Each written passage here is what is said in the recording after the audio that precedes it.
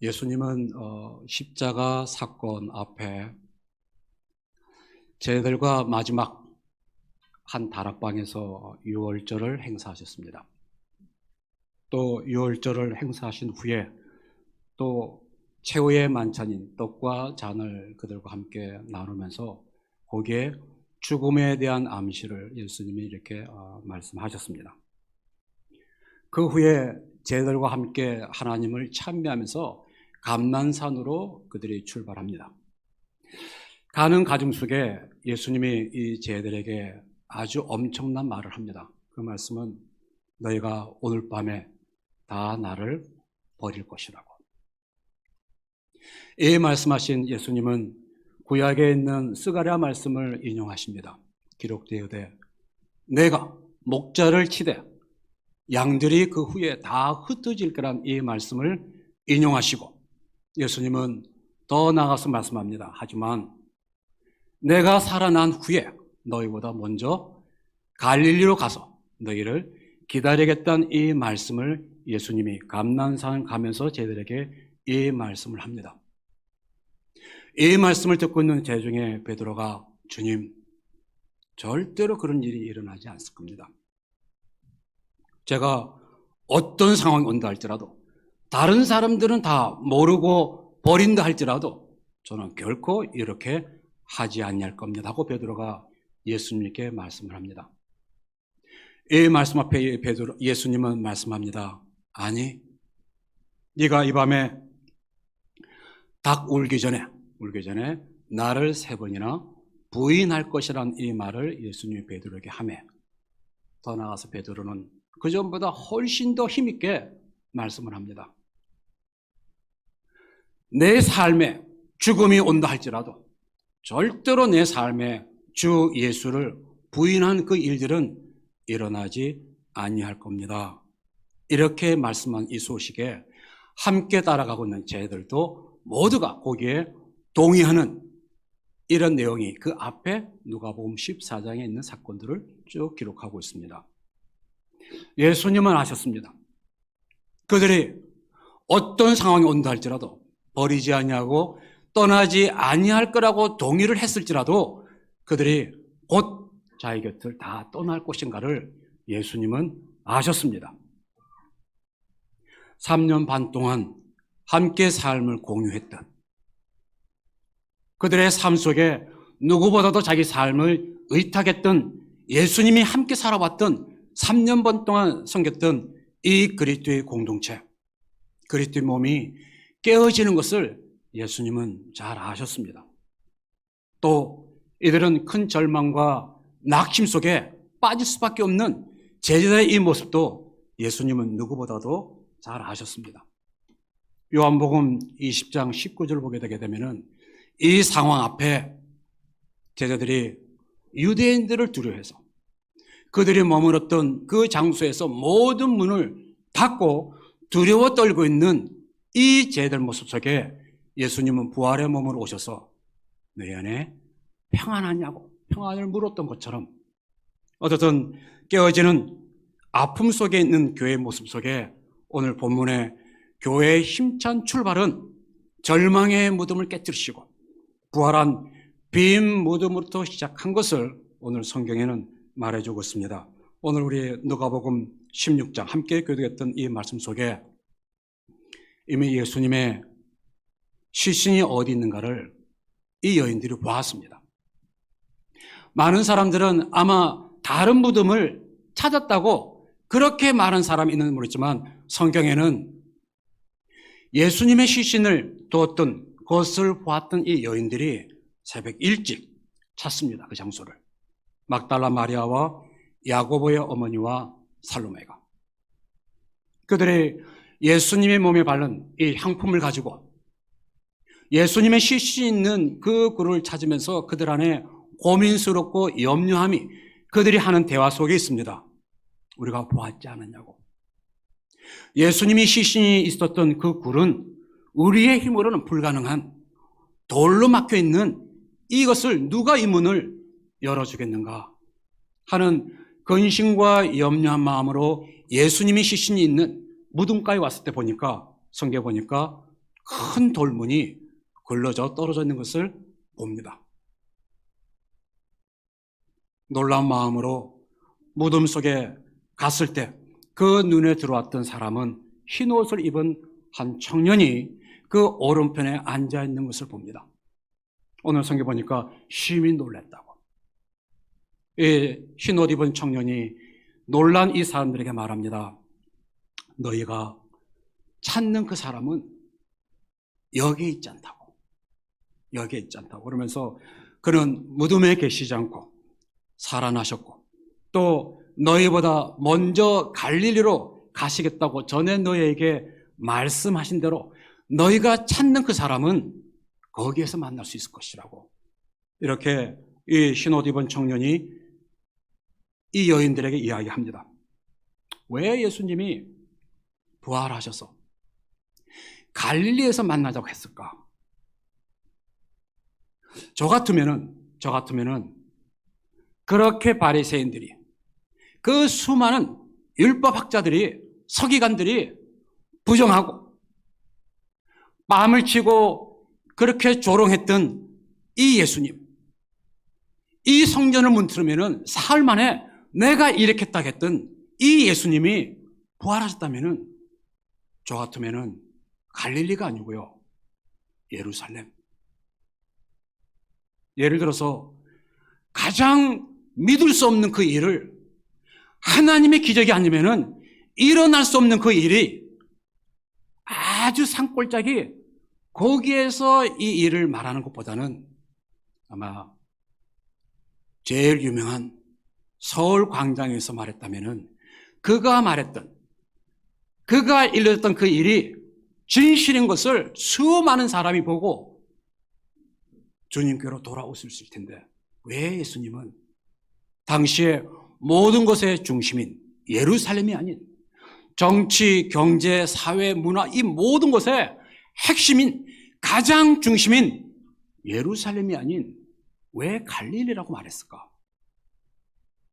당시 낙심하고 좌절했던 이 12명의 제자는 갈릴리에 있지 않고 예루살렘에 있는데 왜 예수님은 그들을 먼저 가서 갈릴리에서 기다리겠다고 했는가? 성경에서 갈릴리는 사실은 최변방입니다. 사실은. 요한복음 7장 말씀을 이렇게 보게 되게 되면은 초막절 명절이 나옵니다.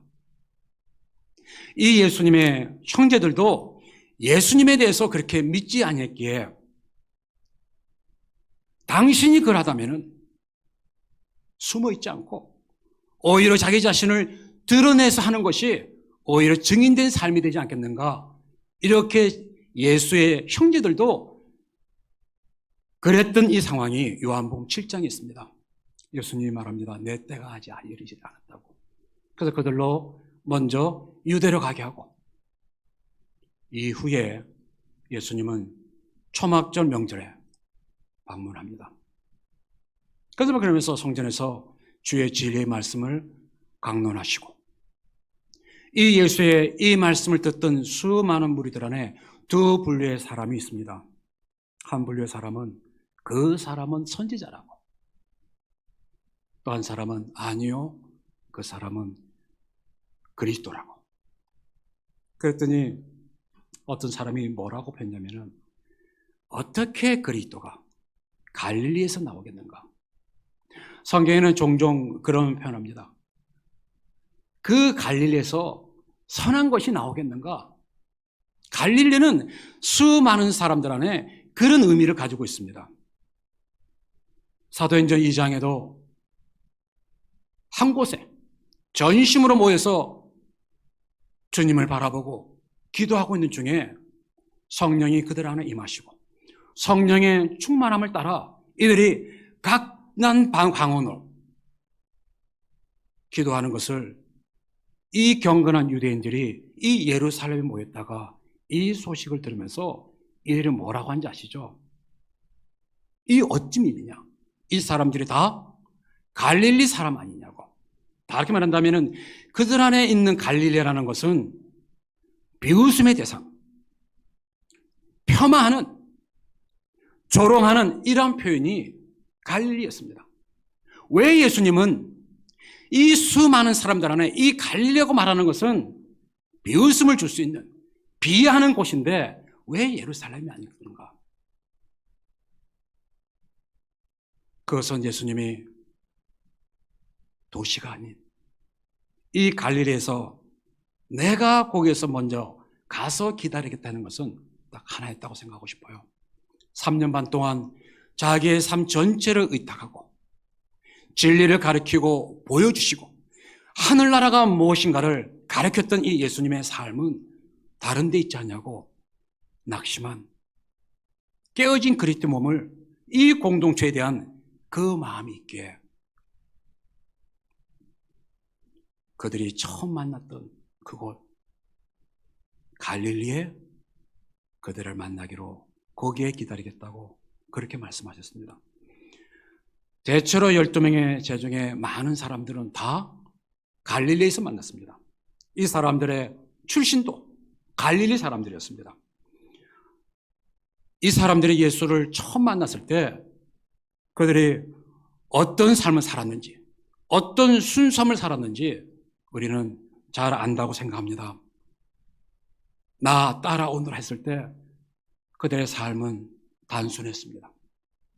그들은 계산하지 아니하는 순수한 마음으로 순종하면서 고향을 버리고 그물을 버리고 주 예수 그리스도의 그 길을 쫓았던 순수했던 이런 신앙의 삶이 3년이 지나가는 동안에 그들의 마음의 순수함은 다른 곳으로 오염되고 변질되기 시작했습니다. 그들의 3년 반 동안 예수를 따라다니면서 그들의 겉모습이나 그들이 쓰고 있는 언어는 모방하고 흉내는 낼 줄 모르겠지만 3년 반 동안 따라가는 동안에 그들은 돈에 대하여 그들의 명예에 대해서 그들의 자리에 대해서 눈이 어두워졌고 변질되기 시작했던 이 제들의 삶의 모습이 예루살렘이 아닌 처음으로 나를 불렀던 그곳 이거 놓게 되게 되면은 내가 고향을 떠나게 되면은 내가 살았던 내 삶 전체를 포기하고 따라간다면은 이것 주시겠냐고 흥정하거나 계산하지 않냐고 단순한 부르심 앞에 순수하게 모든 것을 버리고 쫓았던 갈릴리. 베드로도 그랬고 제자들도 다 떠난다 할지라도 나만은 요한복음 6장에는 그 말씀도 하셨습니다. 나는 생명의 떡이라고. 나에게 오는 사람들은 결코 줄이지 않을 것이고 나와 함께 있는 자에게는 결코 목마름이 없다고 말씀하시면서 내가 생명의 떡이라고 나를 먹고 마시라고 이 말을 듣고 있던 수많은 무리들이 떠나가기 시작합니다. 예수에 대해서 등을 돌렸던 이 사람 중에는 무리들뿐만 아니라 제자들이라고 표현합니다. 제자라고 말하는 것은 예수의 그 길을 쫓는 사람들입니다. 예수를 닮아가는 사람이 제자입니다. 무리들도 이 예수님의 가르침 앞에 떠나가고 제자들도 예수를 떠났다고 표현합니다. 떠나가는 모습을 지켜보고 있는 예수님이 제자들에게 묻습니다. 너희도 가려는가? 그때 베드로가 말합니다. 주님, 영생의 말씀이 죽게 있는데 내가 어디로 떠나겠습니까? 모든 것을 다 포기했다고 생각했던 그 모든 내 삶의 영생이 주 앞에 있다고 고백했던 이 베드로, 이 조그만 한 계집아이 앞에 부인하고 결국 마지막에는 저주까지 했던 이 베드로의 삶, 예수님은 아셨습니다. 3년 반 동안 그렇게 함께 먹고 자면서 세웠던 이 그리스도의 공동체, 내 몸 전체를 들여서라도 하나님의 나라와 하나님의 영광을 함께 공유하기로 했던 이 예수님의 삶 속에 그들의 고백이 있을지라도 그분은 아셨습니다. 아셨음에도 불구하고 마지막 아버지께로 갈 때를 아셨던 그분은 저녁 잡수신 그 시간에 허리에 수건을 동여 매시고 자기를 팔 가룟 유다까지 몸을 굽히셔서 발을 씻겨줬던 주 예수님. 요한복음 17장에는 아버지께로 가실 때를 아는 예수님이 이 모든 상황을 아신 예수님은 아버지 앞에 기도합니다. 아버지, 내가 창세전부터 내가 아버지 안에 있었던 것처럼 창세전부터 아버지의 영광 속에 내 삶이 함께 연합된 것처럼 내가 떠난다 할지라도 남아있는 이들에게 동일한 주의 영광이 내가 아버지의 이름을 알았던 것처럼 이들이 부르는 주 예수 그리스도 안에 있는 이 모든 부유한 생명에 하나님 아버지의 이름을 불렀던 것처럼 이들도 부를 때 하나님의 영광 안에 이들도 함께 참여하게 하시고 이들을 통하여 하나님의 나라에 들어오는 새로운 하나님의 가족들 안에도 내가 아버지 안에 있었고 아버지가 내 안에 있었던 하나 된 이 일들이 이들 안에도 이루어지기를 원하는 마음으로 하나님 앞에 기도했던 이 예수님. 3년 반 전체를 다 드렸던 이런 삶의 모습 앞에 아무 저항 없는 초라하고 낙심한 이 제자들 모습 앞에 예수님은 포기하지 아니하시고 끝까지 사랑하셨던 것처럼 그는 죽으시고 부활하시고 다시 그들의 공동체에 마음이 있기에 처음 그를 만났던 그곳, 부르셨던 그곳에 무덤에 계시지 않고 갈리로 먼저 가셔서 그들을 기다리시겠다고 성경에 말씀하고 있습니다. 아마 3년 반 동안 수많은 진리를 들었을 겁니다. 성경에는 말씀하고 있습니다. 마치 발이 밟힐 만큼 수많은 사람들이 있었습니다. 그런데 12명은 그들의 위치가 어디 있는지 아시겠어요?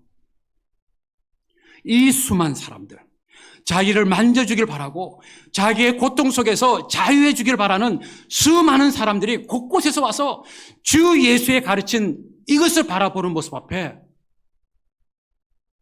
가장 가까이, 그 예수님의 가까이 있었던 12명의 삶, 저는 그 자리가 어느 정도인지 알아요. 제가 처음 그리스도의 공동체, 생명을 내걸 수 있는 공동체에 들어갔을 때 제 자리는 항상 끝이었습니다. 자주 바라보는 그곳은 내 모든 곳이라고 생각했던 집중하는 그 중심, 더 나아가서 다음 단계는 그 중심에 서 있는 그 사람들이 내 마음에 있었어요. 언젠가는 나도 그 자리예요.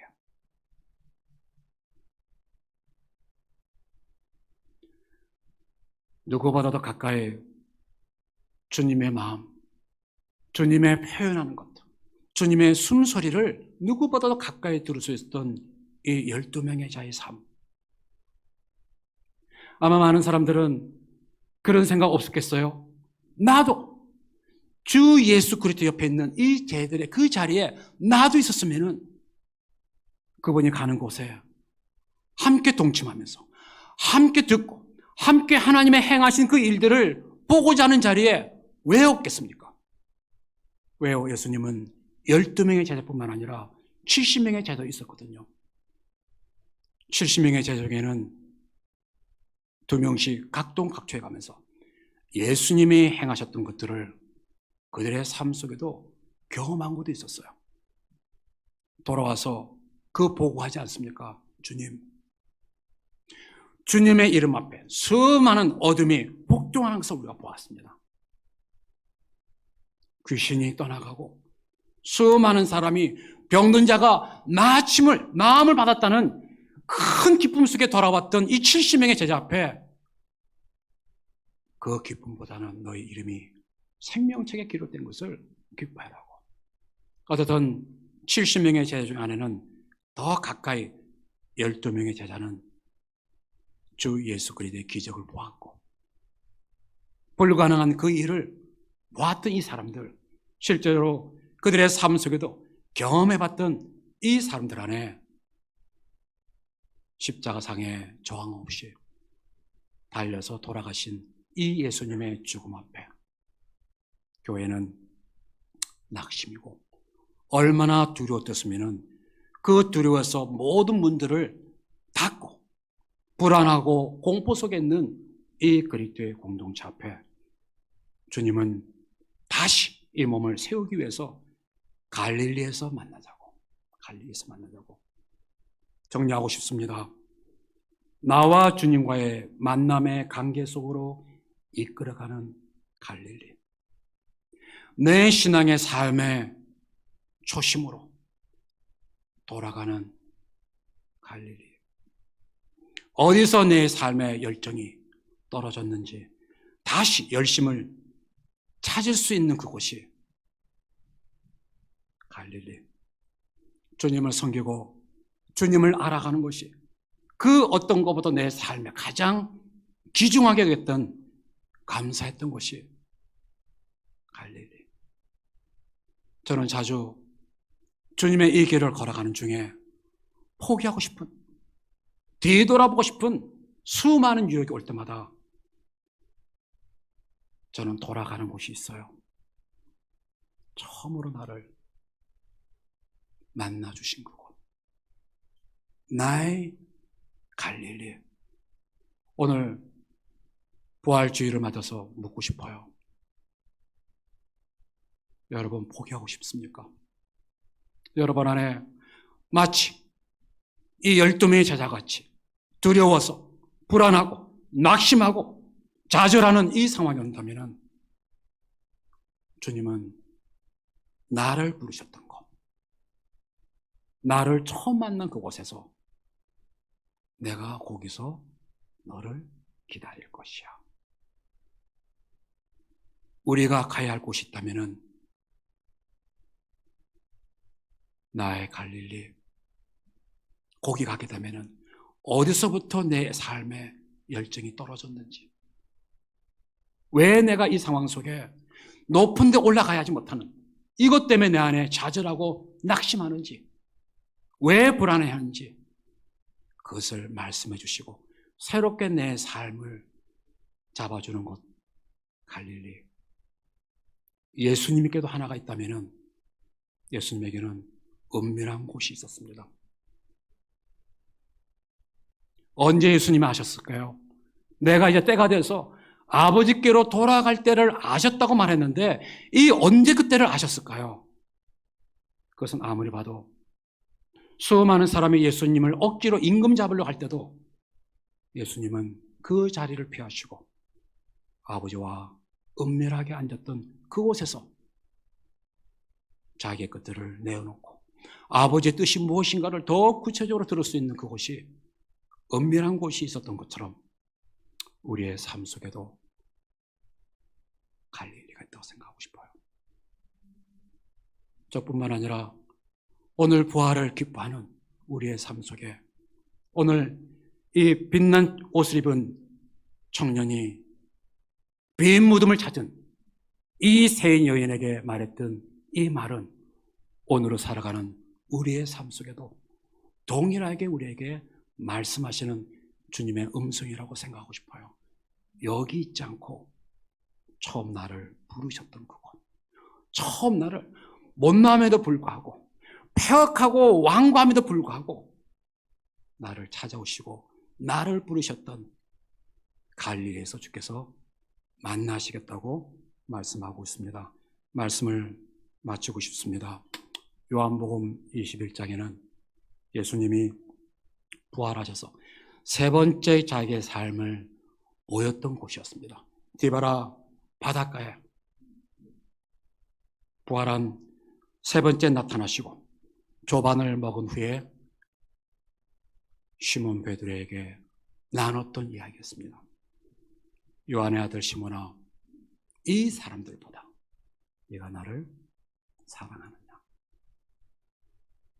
오늘 이 부활절 안에 이 요한에게 물었던, 시몬에게 물었던 예수님의 이 물음은 우리 동일하게 묻는 주님의 물음이라고 생각하고 싶어요. 그 어떤 것보다도, 그것보다도, 저것보다도 나를 더 사랑하는가? 세 번을 부인했던 베드로에게 세 번 물으셨던 것처럼 이 물음은 오늘 우리에게도 동일하게 묻는 물음이라고 생각하고 싶습니다. 회복하시는 주님, 우리를 그곳에서 기다리신 주님 앞에 오늘도 달려가는 저와 여러분이 되기를 주의 이름으로 축원합니다.